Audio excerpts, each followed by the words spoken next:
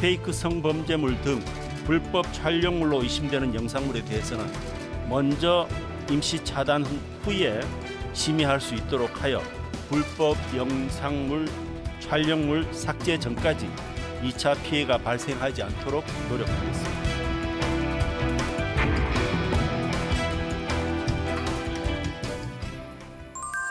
생성형 인공지능 서비스 과정에서 이용자 피해를 방지하기 위한 가이드라인이 나왔습니다. 가이드라인에는 AI가 이용자 인격권을 침해하지 않도록 보호하고 이용자 피해를 방지하기 위한 방안이 담겼는데요. 자세한 내용 이성엽 고려대 기술경영전문대학원 교수와 함께 살펴보겠습니다. 어서 오십시오. 네, 안녕하세요. 예, 그 생성형 인공지능 최근에 많이 듣습니다. 네. 저희가 사례로도 챗GPT, 딥페이크 많이 듣는데 구체적으로 생성형 인공지능이라는 것이 어떤 건지 좀 소개해 주시죠. 네.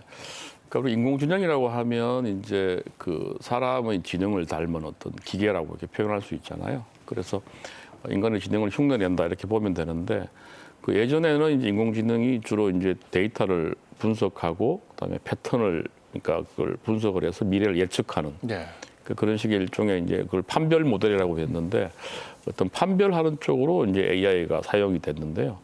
최근에 이제 챗GPT가 이제 2022년 12월에 나오면서 데이터를 가지고 데이터를 학습을 해서 새로운 콘텐츠를 만들어내는 생성이라는 표현을 쓰는데 그러니까 예전에는 사람들만이 어떤 뭐 시나 그림이나 소설을 만들 수 있다고 생각했는데 이제는 AI도 그런 콘텐츠를 창조할 수 있게 된 겁니다. 그래서 인간의 영역이라고 여겨왔던 어떤 창조를 이제 할 수 있는 그러니까 생성을 해내는 능력을 가진 AI를 우리가 생성형 AI라고 이제 부르기 시작했습니다. 예, 네. 사실 그 언제나 기술이 네. 발전한 이후에 그 관련 법이나 규제가 뒤따르게 마련인데 그렇죠. 최근에는 기술 발전 속도가 너무나 빠르다 보니까 이 규제와 법이 상당히 못 따라가는 상황이 계속되고 있습니다. 최근 빠르게 이 생성형 인공지능이 발전을 하면서 이와 관련한 악용 사례도 상당히 늘고 있는데 좀 소개해 주실 수 있을까요? 그러니까 지금 뭐 아까 말씀드린 것처럼 생성형 AI는 어떤 콘텐츠를 만들어내기 때문에 우리가 예전에 이제 문제가 많았던 뭐 사이버 보안 관련된 해킹이라든지 또 뭐 보이스 피싱, 뭐 스팸, 뭐 또 스미싱 같은 이런 이제 여러 가지 이제 사이버 보안과 관련되는 공격을 이제는 생성형 AI를 통해서 이제 좀 더 쉽게 하게 된 겁니다. 그래서 예를 들어 이제 뭐 딥페이크, 그러니까 사람 얼굴을 똑같이 만들어서 원래 실존하지 않는 인물인데 그 사람이 말하는 것처럼 해서 실제로 성폭력의 피해자한테 그거를 일종의 검전을 요구한다든가 또는 이제 그 목소리를 똑같이 이제 만들어가지고 마치 자기 가족이 전화하는 것처럼 해서 뭐 돈을 붙여달라. 그럼 돈을 붙일 수밖에 없잖아요. 근데 그런 식의 사람의 얼굴이나 목소리를 이제 실체하지 않지만 똑같이 만들어내는 기술이 이제 생성형 AI라서 이걸 통해서 그걸 신뢰한 사람들로 하여금 금전적인 피해를 가져오는 일들이 벌어지고 있어요. 그리고 이제 우리가 보통 뭐 그 사이버 공격을 하기 위해서 뭐 이메일을 만들거나 할 때도 예전 사람이 만들다가 지금은 챗GPT 같은 데서 쉽게 이제 피싱 메일 같은 것도 만들어지고 이러기 때문에 그 AI가 어떤 이런 이제 사이버 공격을 위해서 이용되는 것이 이제 쉬워지는 세상이 돼서 그거로 인해서 사람들이 피해를 많이 보게 되는 그런 문제가 생기고 있습니다. 예, 그 과학기술정보통신부가 올해 사이버 위협 전망을 좀 예시를 내놓은 게 있는데 저희가 화면으로 좀 설명을 드리겠습니다. 일단은 공격자의 생성형 AI 활용이 본격화된다는 말씀 지금 해주셨고요. 그리고 디지털 융복함 시스템에 대한 사이버 위협 증가도 예상이 되고 있습니다. 이 밖에도 글로벌 환경 변화에 따른 사이버 위협 증가도 가능성이 있고 또 무차별 디도스 공격도 증가가 예상이 되는 상황입니다.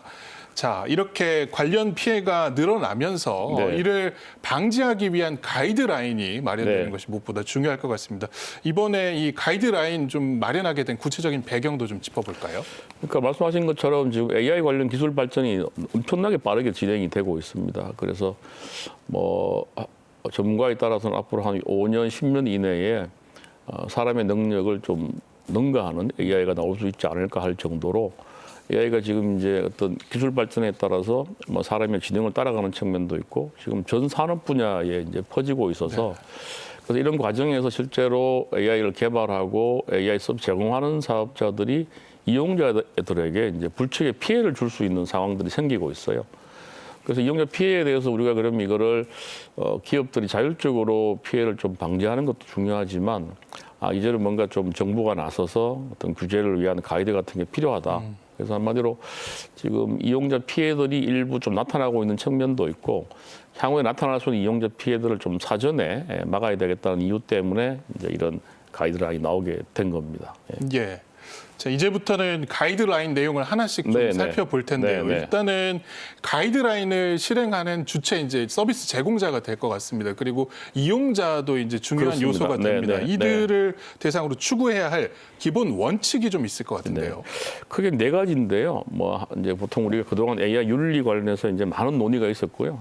그 대부분은 이제 비슷한 내용이 하나가 이제 AI가 이제 인간 중심성, 그러니까 AI가 인간을 위해서 어떤 봉사해야 된다. 그래서 인간의 존엄성을 보호하고 개인의 자유와 권리를 보장하고 AI를 인간이 통제할 수 있어야 된다. 그러니까 인간의 통제성이 첫 번째 원칙입니다. 그러니까 나중에 AI가 실제로 아무리 발전하더라도 사람을 지배하거나 예. 사람을 통제하게 되면 인류의 불행이잖아요. 그래서 어떻게 하든 AI가 인간의 통제 속에서 계속 발전해 나가야 된다는 첫 번째 원칙이고요. 두 번째는 이제 투명성 내지 설명 가능성의 원칙인데 AI 시스템이 어떻게 작동되고 어떤 결과가 나오는가를 이용자들이 좀 알 수 있어야 된다. 예.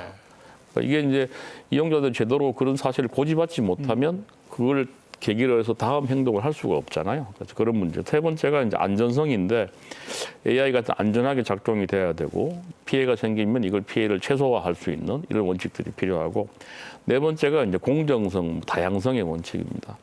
그래서 이 AI 서비스는 사실은 이제 기술과 관련돼서 또 뭐 실제로 AI를 사용하지 못하기 때문에 생기는 차별이 있을 수도 있고 또 AI 자체가 만들어내는 답들이 좀 편향적인 결과가 있어서 이런 차별이 없도록 공정하고 다양성을 보장해야 된다. 이 네 가지 원칙을 이번에 방통위가 가이드라인에 담았습니다. 예. 그 최근에 가장 이슈가 됐던 생성형 AI라면은 네. 역시 딥시크였던 것 같습니다. 네, 네. 그런데도 문제가 됐던 이유 바로 지나친 개인정보의 유출이었거든요. 맞습니다. 네, 그래서 이런 기술 개발은 개발대로 하고 개인의 권리와 개인정보를 보호하기 위한 방안이 함께 마련이 돼야 할 것 같은데요. 네. 어떻습니까? 맞습니다. 지금 이제 이 생성형 AI가 그동안의 AI와 다른 점은 일종의 대화형 AI예요. 그 이용자하고 그 AI가 서로 대화를 하잖아요. 그러니까 우리가 어떤 그 검색을 하면 내가 검색에 대한 쿼리를 넣으면 답변을 기다리면 네. 되는데 이게 아니라 실시간 대화가 가능하다 보니까 그러면서 이제 이용자가 뭐 개인에 관한 자기 정보라든가 또는 회사의 영업 비밀, 또 공무원 같으면 뭐 국가의 중요한 기밀 같은 거를 넣을 수가 있잖아요. 그걸 넣게 되면 AI가 다시 학습을 하고 그걸 이용하게 되고 이런 면에서 이제 개인정보 유출이 날 수 있다. 이게 가장 큰 이제 위험성입니다. 예. 그래서 이제 딥시크의 경우에도 사실 다른 챗GPT나 이런 그 미국 빅테크들의 AI보다는 좀 개인정보를 과도하게 요구하고 또 그런 개인정보가 중국에서 처리되는데 그 중국에서는 데이터 보안 때문에 국가가 검열도 가능하다는 법이 있어서 우리 정보가 이제 오남용될 수 있다는 위험이 있었던 거죠. 그게 큰 문제라고 할 수 있겠습니다. 예. 그 사실 뭐 이용자의 관점에서 보면은 뭐 기본 원리 자체는 이제 딥러닝이라든가 방대한 데이터를 네, 활용한 네. 재생산이 될 것 같은데 네. 이러한 과정이 구체적으로 어떻게 이루어지는지는 알 수가 없는 상황입니다. 이거를 좀 어떻게 좀 이해하도록 해 나가야 할까요? 사실 이게 참 어려운 문제인데요. 원래 AI는 이제 블랙박스 효과라는 게 있습니다. 그래서 AI를 개발한 사실은 사람도 실제로 AI가 어떤 과정을 거쳐서 이런 답변을 냈는지를 알 수 없게 돼 있거든요. 그래서 이걸 어떻게 해결할 것이냐. 그래서 이제 이 문제를 이제 여러 지금 뭐 연구자들이 최대한 좀 설명 가능한 AI를 좀 만들면 좋겠다. 그리고 알고리즘도 일부 좀 뭐 필요한 경우에 어떻게 작동하는지에 대해서도 외부에서 좀 모니터링할 수 있게 해야 되겠다. 이렇게 해서 최대한 어쨌든 좀 설명 가능한 결과에 대해서 이렇게 하려고 노력을 많이 기울이고 있는데 실제로는 이게 가장 큰 문제가 될 수 있습니다. 왜냐하면 AI가 발전할수록 실제로 AI가 자체적으로 추론을 하고 하기 때문에 나중에 왜 이런 답변이 나왔는지를 모를 수가 있어서 그 부분이 계속 남겨진 숙제라고 이렇게 볼 수 있을 것 같고 가급적 어쨌든 우리 사람들이 쉽게 이해할 수 있게 좀 설명 가능한 AI를 만들도록 노력해야 된다고 생각합니다. 예. 저는 개인적으로 최근에 가장 자주 이용하는 것이 바로 제미나이입니다. 그렇죠. 제미나이 그런데 맞어요. 이제 네. 그 아무래도 업무와 관련해서 정치적 질문을 한번 던져 보았는데 네. 관련한 답변은 자기가 제공을 하지 않는다고 이제 하더라고요. 예, 그래서 예. 이 생성한 결과나 답변이 어떤 정치적 편향성이나 이런 것으로 흐르고 사회적 흐름을 주도할 수 있는 우려도 있는 상황이기 때문에 이것과 관련해서도 좀 규제나 대안이 필요해 보입니다. 그래서 이제 그 소위 편견이 강화된다는 표현을 쓰는데요. 그 부분은 이제 그 편견이 생기는 이유는 우선은 이제 자기가 학습하는 데이터가 예컨대 편향돼 있다. 그래서 그런 이제 데이터의 편향성이 있을 수도 있고 또는 알고리즘을 만드는 개발자가 이제 자기 어떤 사상이나 신념이 좀 일반적인 사회 어떤 합의와 다른 좀 편향될 수도 있고 뭐 그런 문제가 생기잖아요.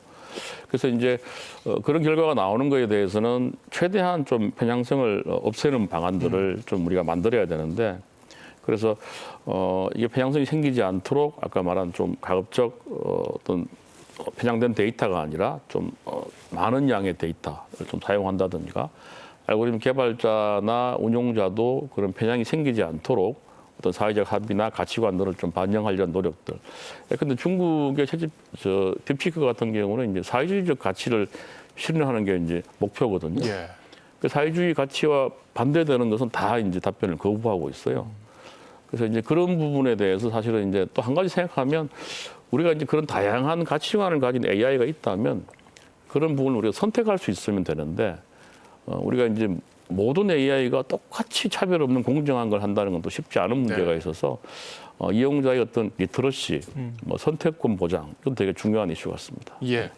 사실 그 생성형 인공지능이 네. 워낙에 방대한 데이터를 학습해서 네, 이제 네. 재생산을 해내는 과정이 있기 때문에 네. 이제 프라이버시 침해라든가 이런 네. 문제도 다수 발생을 할 수가 있으니까 네, 네. 데이터를 어떤 식으로 관리하느냐도 상당히 중요할 것 같은데요. 그렇습니다. 그래서 아까 말씀드렸지만 이제 그 기존에는 이제 그 검색 같은 경우에는 우리가 데이터를 넣으면 여러 가지 검색 내용을 우리가 이제 선별할 수 있는데 지금 우리가 이제 한번 그 어떤 그 챗GPT 같은 걸 사용하면 그 결과를 그냥 하나만 받아볼 수밖에 없는 상황이고 특히 그 과정에서 이용자들이 자기 개인정보와 관련된 데이터를 넣게 되면 이걸 재학습해 가지고 다른 곳에 이용할 수 있는 이런 네. 문제가 생길 수 있거든요.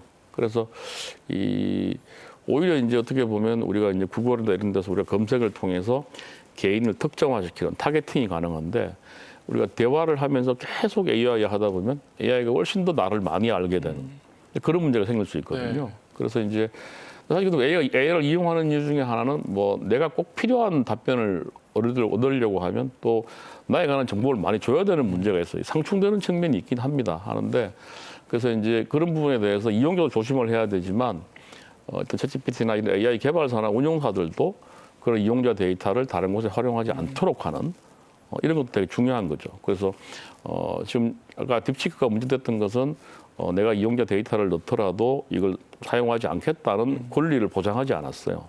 근데 지금 다른 챗GPT 같은 데는 내 이용자 데이터를 사용하지 않겠다는 것을 선택할 수 있게 해놨거든요. 내가 원하면 내가 아무리 내 정보를 넣더라도 이건 더 이상 챗GPT 이용하지 않는다 가능한데 그게 지금 안 돼 있었던 게 딥시크의 문제점이었습니다.